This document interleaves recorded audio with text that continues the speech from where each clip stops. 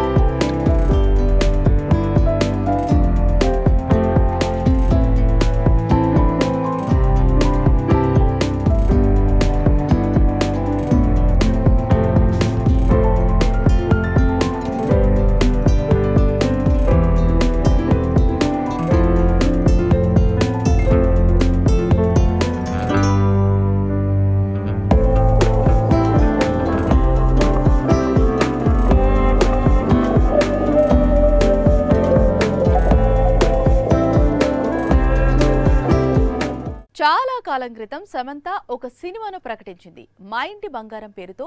చేతిలో గన్తో చాలా పవర్ఫుల్ గా కనిపించింది శామ్. కానీ ఆ మూవీ అనౌన్స్మెంట్ కు పరిమితమైంది. సినిమా అయితే సెట్స్ పైకి వెళ్లలేదు. ఇంతకీ బంగారం మూవీ ఏమైంది? శుభం ప్రమోషన్స్ లో సమంత ఏం చెప్తోంది? సమంత మళ్లీ సినిమాల్లో బిజీ అయితే చూడాలని అభిమానులు ఆశపడుతున్నారు. తాను తెరపై కనిపించి 2 ఏళ్లు దాటిపోయింది. మధ్యలో మా ఇంటి బంగారం సినిమా చేయబోతున్నట్లు అనౌన్స్ చేసింది. అయితే ఈ మూవీ అనౌన్స్మెంట్ వరకే పరిమితమైంది. దాంతో బంగారం ఆగిపోయిందని అందరూ అనుకున్నారు. సీన్ కట్ చేస్తే ఈ సినిమా త్వరలోనే సెట్స్ పైకి వెళ్తుందని లేడీ సూపర్ స్టార్ కన్ఫర్మ్ చేసింది. తన బ్యానర్లోనే శుభం తర్వాత బంగారం వస్తుందని క్లారిటీ ఇచ్చింది. సో సమంత త్వరలో పూర్తి స్థాయిలో ఒక సినిమా చేయడం అయితే ఖరారు అయింది. ఇది అభిమానులకు కాస్త రిలీఫ్ అనే చెప్పాలి. ఇక అల్లు అర్జున్ తో మరోసారి కలిసి నటించబోతున్నట్లు, అట్లీ మూవీలో భాగమైనట్లు వస్తున్న వార్తల్లో కూడా ఎలాంటి నిజం లేదట. ఇవన్నీ రూమర్స్ మాత్రమే అని కొట్టిపారేసింది శామ్. మే 9న సమంత నిర్మాతగా మారి తీసిన శుభం చిత్రం ప్రేక్షకుల ముందుకొస్తోంది. హీరోలు విలన్లుగా మారితే ఆ సినిమాకు మామూలు క్రేజ్ ఉండదు. కల్కిలో కమల్ హాసన్ లాంటి అల్టిమేట్ స్టార్ విలన్ రోల్ చేస్తే ఆ మూవీ రేంజ్ ఎక్కడికో వెళ్ళింది. ఇప్పుడు పుష్పరాజ్ కూడా అలాంటి ప్లానింగ్ లోనే ఉన్నాడట.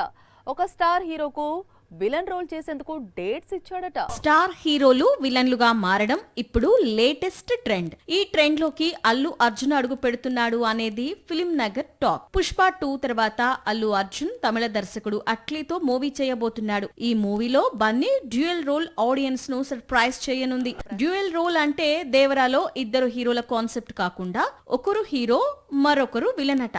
అంటే కొత్త చిత్రంలో బన్నీ హీరోగాను విలన్ గాను 2 పాత్రలతో సర్ప్రైజ్ చేయనున్నాడు.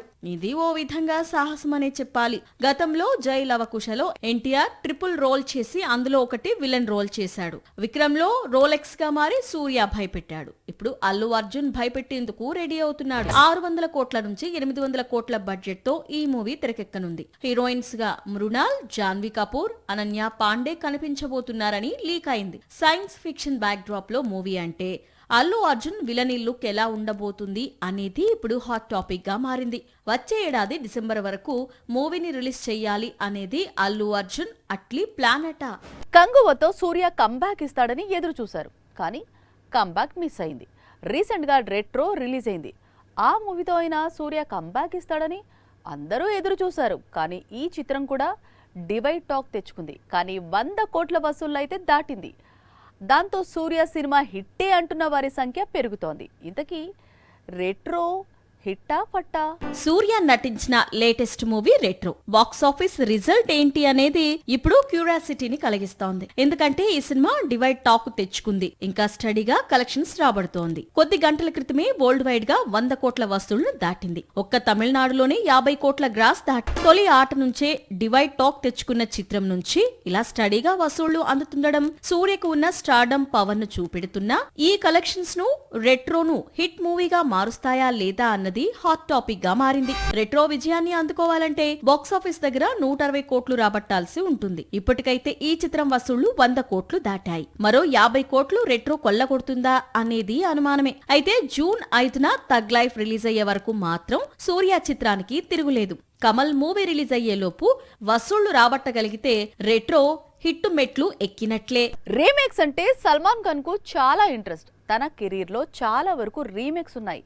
వాటితో అతను బ్లాక్ బాస్టర్స్ కూడా అందుకున్నాడు. ఇప్పుడు కూడా ఒక రీమేక్ మూవీ ఏకంగా సల్మాన్ ఖాన్ కోసం ఎదురు చూస్తోంది. అదే సంక్రాంతికి వస్తున్న మూవీ. రీమేక్ మూవీస్ అందరికీ కలిసి రావు. పైగా ఇప్పుడు రీమేక్స్ కు పెద్దగా వసూళ్లు కూడా రావటం లేదు. కానీ హిందీలో సల్మాన్ కు రీమేక్స్ తెగ కలిసొచ్చాయి. ఇప్పటికీ రీమేక్స్ వర్కౌట్ అవుతాయని భాయిజాన్ నమ్ముతున్నారు. రీసెంట్ గానే సల్మాన్ ఖాన్ సికిందర్ అనే మూవీతో ప్రేక్షకుల ముందుకు వచ్చాడు. ఈ చిత్రం పెద్దగా మెప్పించలేదు. దాంతో ఇమీడియట్ గా కిక్ 2 స్టార్ట్ చేయాలి అనుకున్నాడు. కానీ ఈ sequel pre production work complete కాలేదు. మరోవైపు భజరంగి భాయిజాన్ సీక్వెల్ పై సల్మాన్ కు ఆసక్తి ఉన్నా కబీర్ ఖాన్ సీక్వెల్ కు ఇంట్రెస్ట్ చూపించటం లేదు. దాంతో భాయిజాన్ మరో ప్రాజెక్టు వైపు చూస్తున్నాడు. అదే సంక్రాంతికి వస్తున్నాం రీమేక్. ఇటీవల సంక్రాంతికి రిలీజ్ అయి అతిపెద్ద బ్లాక్ బస్టర్ గా నిలిచింది వెంకటేష్ చిత్రం. పైగా అతని కంబ్యాక్ మూవీగా మారింది. అందుకే సల్మాన్ కూడా ఇప్పుడు సంక్రాంతికి వస్తున్న కథను కాస్త మార్పులు చేర్పులు చేసి తాను బాలీవుడ్ లోకి రీమేక్ చేయాలి అనుకుంటున్నాడట.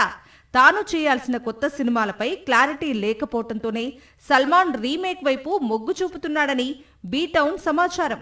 ఎంతసేపు హీరోయిజం చేస్తాం, అప్పుడప్పుడు కొత్తగా ట్రై చేయాలంటూ తమిళ మలయాళ హీరోలు డైరెక్షన్ వైపు మళ్ళుతుంటే మాస్ రాజా మరింత కొత్తదనం కోరుకుంటున్నాడు. అందుకే మార్వెల్ రేంజ్ సూపర్ హీరోగా మారుతాను అంటున్నాడు. అసలే మాస్ రాజా, ఆ పైన సూపర్ హీరో.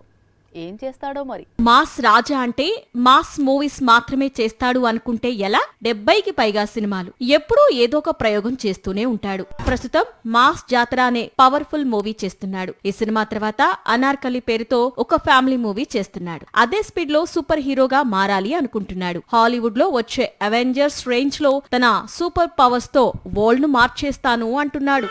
ఇంతకీ మాస్ రాజాను సూపర్ హీరోగా మారుస్తున్నది ఎవరు అంటే ఇంకెవరు, mad movies director Kalyan Shankar. Mad square hits తర్వాత ప్రస్తుతం కళ్యాణ్ శంకర్ మాస్ రాజాతో సూపర్ హీరో మూవీ తెరకెక్కించేందుకు సిద్ధమవుతున్నాడు.